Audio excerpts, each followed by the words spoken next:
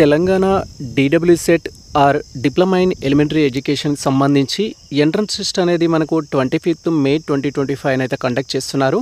So ఈ సెషన్లో భాగంగా ఇది మనకు థర్డ్ వీడియో. అండ్ ప్రీవియస్లో ఆల్రెడీ మేము జనరల్ నాలెడ్జ్ సంబంధించి టీచింగ్ యాప్టిట్యూడ్ సంబంధించి పార్ట్ 1 వీడియో చేయడం జరిగింది విత్ బేసిక్ క్వశ్చన్స్ తోటి. అండ్ సెకండ్ పార్ట్ 2 వీడియో వచ్చేసి జనరల్ ఇంగ్లీష్ సంబంధించి ఇంగ్లీష్ నుంచి ఒక 10 బేసిక్ క్వశ్చన్స్ తీసుకొని వీడియో చేయడం జరిగింది మీకు ఒక అవగాహన కోసం. అండ్ ఇది మనకు థర్డ్ వీడియో. అండ్ దీంట్లో కూడా ప్రీవియస్ క్వశ్చన్ పేపర్లో వచ్చిన ఇంగ్లీష్ క్వశ్చన్స్ అన్నిటిని తీసుకొని అండ్ మేము ఎక్స్ప్లెయిన్ చేస్తాము. అండ్ 4 ఆప్షన్స్లో ఆన్సర్ ఎందుకు అవుతుంది ఎందుకు కాదు అని విత్ క్లియర్ కట్ ఎక్స్ప్లెనేషన్తో వీడియో డీటెయిల్గా అయితే చేస్తున్నాము. సో మీరు డీడబ్ల్యూసెట్ 2025కి సంబంధించి ఎగ్జామ్ ప్రిపేర్ అవుతున్నట్లయితే ఇది మీకు రెఫరెన్స్ కోసం అయితే యూజ్ అవుతుంది. ప్రజెంట్ వచ్చేసి మనం తెలంగాణ స్టేట్ 2024లో కండక్ట్ చేసిన ప్రీవియస్ క్వశ్చన్ పేపర్ అయితే చూస్తున్నాము. అండ్ దీంట్లో వచ్చేసి మనకు first general knowledge and teaching aptitude questions అయితే ఉన్నాయి. మీరు ఇది ప్రాక్టీస్ పర్పస్లో యూజ్ చేసుకోవచ్చు. అండ్ ఆల్రెడీ మేము 2022, 2023, 2024కి సంబంధించిన క్వశ్చన్ పేపర్స్ అనేది మన యొక్క టెలిగ్రామ్ ఛానల్లో పోస్ట్ చేయడం జరిగింది. మీరు మన ఛానల్కి ఫస్ట్ టైం వచ్చినట్లయితే ఒకసారి ఆ క్వశ్చన్ పేపర్స్ అయితే డౌన్లోడ్ చేసుకోండి అండ్ రెఫరెన్స్ కోసం అయితే యూజ్ చేసుకోండి. సో మనకు రేపు ఎగ్జామ్ ఉంది కాబట్టి ఇంగ్లీష్కి సంబంధించి క్వశ్చన్స్ అనేది ఏ విధంగా అడిగారు అనేది అయితే ఇక్కడ చూద్దాము. సో ఇంగ్లీష్ వచ్చేసి మనకు జనరల్ ఇంగ్లీష్ అనేది సెక్షన్ 2లో అయితే ఇస్తారు. మనకు పార్ట్ 2లో వచ్చేసి ఏ ఆప్షన్లో అయితే ఈ క్వశ్చన్స్ ఇవ్వడం జరుగుతుంది. మీకు కంప్యూటర్ పైన కూర్చోగానే ఫస్ట్ వచ్చేసి టీచింగ్ యాప్టిట్యూడ్ సంబంధించి జనరల్ నాలెడ్జ్ క్వశ్చన్స్ అనేవి రావడం జరుగుతుంది. అవి అయిపోయిన తర్వాత మీకు ఇంగ్లీష్ క్వశ్చన్స్ అయితే ఎనేబుల్ కావడం జరుగుతుంది. సో ఇక్కడ మనకు ఫస్ట్ క్వశ్చన్ వచ్చేసి ఏంటంటే 11th నుంచి స్టార్ట్ అవుతుంది. First question, choose the example for collective nouns from the following information. Following question అయితే ఇవ్వడం జరిగింది. So collective noun means a group of peoples కావచ్చు, ఏ యూనిటీకి సంబంధించి మనం ఇక్కడ కలెక్టివ్ నౌన్ అని చెప్పుకోవడానికి అయితే ఛాన్స్ ఉంటుంది. అండ్ క్లియర్గా మనకు కలెక్టివ్ అని ఇచ్చారు. సో మీరు దీన్ని బట్టి ఐడెంటిఫై చేయొచ్చు. అండ్ ఇక్కడ ఉన్న ఆప్షన్స్ గురించి అర్థం చేసుకుందాం. ఫస్ట్ హైదరాబాద్ అనేది నేమ్ ఆఫ్ ది ప్లేస్, ఇది మనం నౌన్ అనుకోవచ్చు. సో నెక్స్ట్ థింగ్ వచ్చేసి హానెస్టీ. హానెస్టీ అనేది కూడా ఇది మనకు నౌన్ కిందనే రావడం జరుగుతుంది. పేపర్, ఇది material noun are common noun అనుకోవచ్చు. అండ్ ఈ 3 థింగ్స్ ఏవైతే ఉన్నాయో ఇవి noun related, common nouns related అయితే ఉంటాయి. అండ్ ఇక్కడ ఫ్యామిలీ అనేది వచ్చేసి ఏ గ్రూప్ ఆఫ్ పీపుల్కి సంబంధించింది, ఏ యూనిట్ ఆఫ్ పీపుల్కి సంబంధించి కాబట్టి మనకు ఆన్సర్ ఏంటి అంటే కలెక్టివ్ నౌన్ కింద అయితే తీసుకోవడం జరుగుతుంది. సో ఇక్కడ మనకు ఇది దేంట్లోకి వెళ్ళి రావడం జరిగింది, నౌన్, ప్రనౌన్, గ్రామర్, ఇంగ్లీష్ గ్రామర్కి వెళ్ళి ఈ క్వశ్చన్ అయితే రావడం జరిగింది. కాబట్టి ఈ టాపిక్ పై నుంచి క్వశ్చన్స్ అయితే రావడం జరుగుతుంది. ప్రీవియస్లో ఒక వీడియో చేసాము, చాలా ఈజీగా ఉన్నాయని చెప్పారు. ఇది కూడా చాలా easy question. When compare with the previous model క్వశ్చన్స్తో చూస్తే ఇది కూడా మనకి ఈజీ టాపికే. నెక్స్ట్ క్వశ్చన్ ఇక్కడ అబ్జర్వ్ చేసినట్టయితే మనకు laziness would make him positive అని అయితే ఇవ్వడం జరిగింది. Choose the synonyms of the word అనేది ఇవ్వడం జరిగింది. సో ఇక్కడ మనకు పాజిటివ్కి సంబంధించి ఏదైతే ఉందో ఈ వాటికి సినోనియం అయితే అడుగుతున్నారు. ఫస్ట్ ఈ వాటికి మీనింగ్ తెలిసి ఉండాలి మనకి. సో ఇక్కడ ఏంటి అంటే మనకు లేజినెస్ అనేది ఆ వ్యక్తిని కావచ్చు, అండ్ ఎవరైతే పర్సన్ ఉంటారో లేజినెస్ ఉన్న పర్సన్, ఆ పర్సన్ని నిష్క్రియంగా వర్క్ నుంచి సైడ్ అయ్యే విధంగా చేస్తుంది అనే ఇన్ఫర్మేషన్ అయితే ఇవ్వడం జరిగింది మనకు. అంటే స్టాప్ చేసేటట్టు ఇన్యాక్టివ్ మోడ్లోకి వెళ్ళే విధంగా చేస్తుందని అయితే చెప్పడం జరిగింది. సో వీటికి సంబంధించి రిలవెంట్ వర్డ్ ఏదైతే ఉంటుందో దాన్ని మనం సెలెక్ట్ చేసుకోవాలి. సిక్ అనేది వచ్చేసి ఏంటంటే sick is related to health condition. Person హెల్తీగా ఉన్నాడా అన్హెల్తీగా ఉన్నాడా అనేది చెప్తుంది. కాబట్టి సిక్ అనేది నాట్ కరెక్ట్ ఇక్కడ. వీక్ అనేది ఏంటి, స్ట్రెంగ్త్కి సంబంధించి తను ఫిజికల్గా మెంటల్గా ఎలా ఉన్నాడు అనేది దానికి సంబంధించి మనం వీక్ అనేది యూజ్ చేస్తాం. కాబట్టి ఇక్కడ మనకు ఈ వర్డ్ అనేది యూజ్ చేసుకోవడానికి ఛాన్స్ లేదు. దెన్ నెక్స్ట్ థింగ్ వచ్చేసి ఏంటంటే సబ్మిసివ్ అనేది ఇవ్వడం జరిగింది. సబ్మిసివ్కి మీనింగ్ ఏంటంటే నాట్ యాక్టివ్, డామినేట్ అని అయితే చెప్పుకోవచ్చు. ఇక్కడ మనకు నాట్ యాక్టివ్ అనే వాటికి పాజిటివ్ వాటికి సూటబుల్గా అయితే ఉంటుంది. ఇది రిలవెంట్ మీనింగ్. అంటే ఈ విధంగా మనకు సినోనిమ్స్, ఆంటోనియమ్స్ సంబంధించిన టాపిక్ నుంచి కూడా క్వశ్చన్ రావడం జరుగుతుంది. ఇంగ్లీష్ గ్రామర్ నుంచి ఈజియెస్ట్ వేలో క్వశ్చన్స్ అయితే సాల్వ్ చేయొచ్చు. అండ్ తర్వాత హిరిటేటింగ్ అనేది అది పర్సన్ యొక్క బిహేవియర్కి సంబంధించి ఉంటుంది కాబట్టి అండ్ ఆ వాటికి సూటబుల్ కాదు ఇది. కాబట్టి కరెక్ట్ ఆన్సర్ ఏంటి అంటే సబ్మిసివ్ అనేది చెప్పొచ్చు. అండ్ నెక్స్ట్ వన్ వచ్చేసి ఏంటంటే అనదర్ క్వశ్చన్ అయితే ఇవ్వడం జరిగింది. Rohit was too much of introvert అనేది ఇవ్వడం జరిగింది. రోహిత్కి సంబంధించి అతను చాలా ఇంట్రోవర్ట్ అనేది చెప్తున్నారు. చూస్ ది ఆంటోనియం, ఆపోజిట్ వర్డ్ అయితే అడుగుతున్నారు. ఇంట్రోవర్ట్కి ఆపోజిట్ వర్డ్, ఇది చాలా ఈజీ క్వశ్చన్. మనకు ఇన్స్టా రీల్స్లో కూడా చూడొచ్చు. ఎక్కువగా మనకు ఇంట్రోవర్ట్ వచ్చేసి ఏంటంటే ఆపోజిట్ వర్డ్ ఎక్స్ట్రోవర్ట్. ఇంట్రోవర్ట్ వచ్చేసి ఏంటంటే తను ఎవరితో కలవకపోవడం, అండ్ ఓపెన్ అవ్వకపోవడం, తనలో తాను లోలీనెస్గా ఉండడం లాంటివి అయితే ఉంటాయి. సో ఇక్కడ మనం క్లియర్గా చూసినట్టయితే ఇంట్రోవర్ట్కి సంబంధించి ఆపోజిట్ ఎక్స్ట్రోవర్ట్. ఎక్స్ట్రోవర్ట్ అనేది ఎక్స్ట్రాడినరీ పర్సన్, ఎక్కువగా యాక్టివ్గా ఉండడం, అందరితోటి మింగిల్ అయిపోవడం, సో ఇలాంటివి చేస్తారు.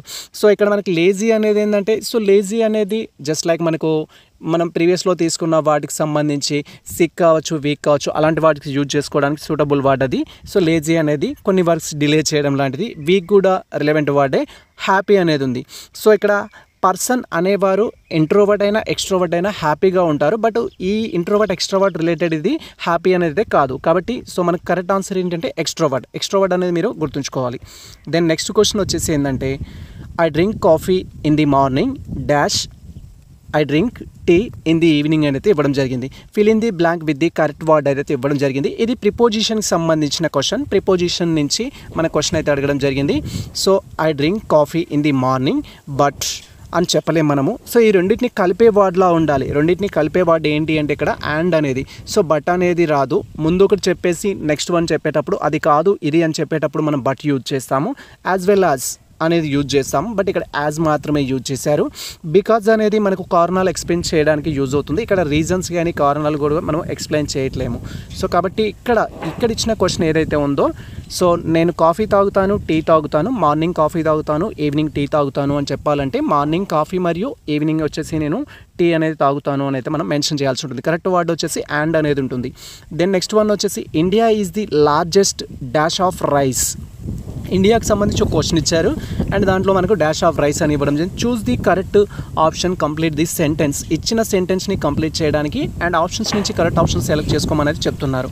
సో ఇక్కడ మనకు ఎగ్జిక్యూటర్ అని ఇవ్వడం జరిగింది. ఇండియా అనేది one of the executor, rice executor అని చెప్తున్నారు, రైస్ ప్రొడ్యూసర్ అని చెప్తున్నారు, రైస్ డిస్కవర్ అని చెప్తున్నారు, రైస్ రిసీవర్ అని చెప్తున్నారు. సో రిసీవర్ అనేది ఏంటంటే నార్మల్గా పర్సన్కి యూజ్ చేస్తాం, డిస్కవర్ అనేది కూడా పర్సన్కి యూజ్ చేస్తాము.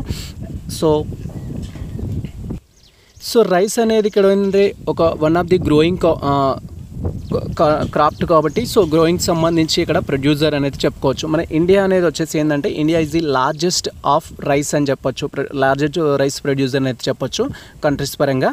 నెక్స్ట్ వన్ వచ్చేసి ఏంటంటే she is the girl dash understand Spanish.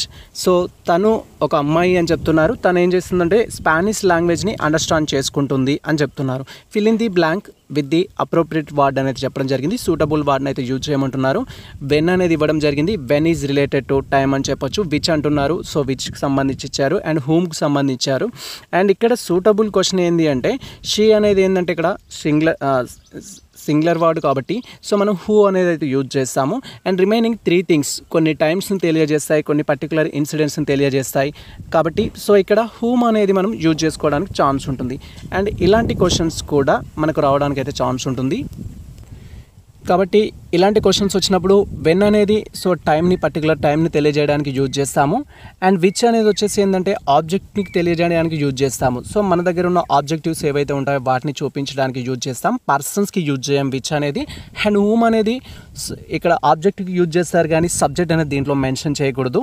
So కాబట్టి ఈ 3 థింగ్స్ మనకు వెన్ కావచ్చు, విచ్ కావచ్చు, హూమ్ కావచ్చు ఇక్కడ కరెక్ట్ ఆన్సర్ కావడానికి ఛాన్స్ లేదు. సో మన కరెక్ట్ ఆన్సర్ వచ్చేసి ఏంటంటే 4th one, that is who అనేది correct answer. Then next one వచ్చేసి సో మనకు aluminium is dash metal, fill in the blank with the correct option అయితే ఇవ్వడం జరిగింది. సో మనకి ఇక్కడ ఆర్టికల్స్తో సంబంధించి అండ్ వెర్బ్ ఫామ్ అయితే ఇవ్వడం జరిగింది. సో అల్యూమినియం అల్యూమినియం అనేది ఒక పర్టికులర్ సో నేమ్ కాబట్టి దానికి ముందు మనం ఏం చేయొచ్చు అంటే ది అనేది యూజ్ చేయొచ్చు.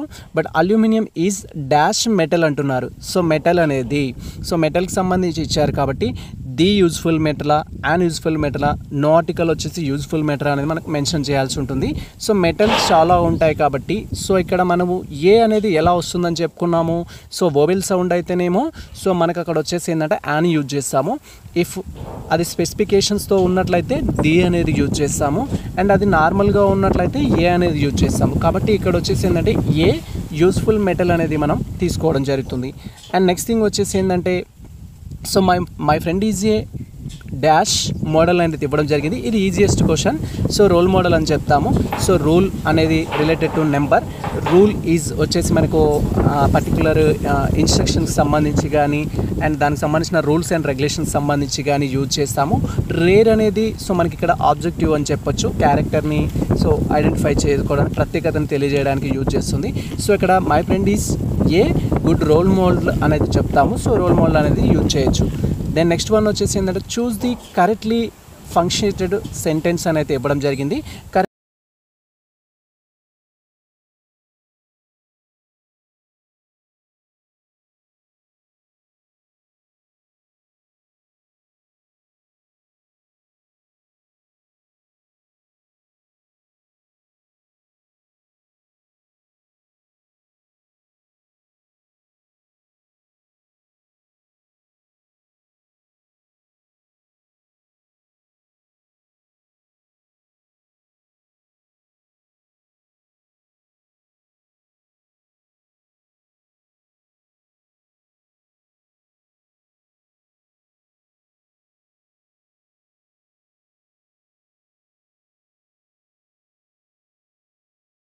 ప్రజెంట్ మనకు సంబంధించిన అప్డేట్ అయితే. సో ఈ ఇన్ఫర్మేషన్ మీకు నచ్చినట్లయితే మన వీడియో లైక్ చేయండి, మన ఛానల్ సబ్స్క్రైబ్ చేసుకోండి.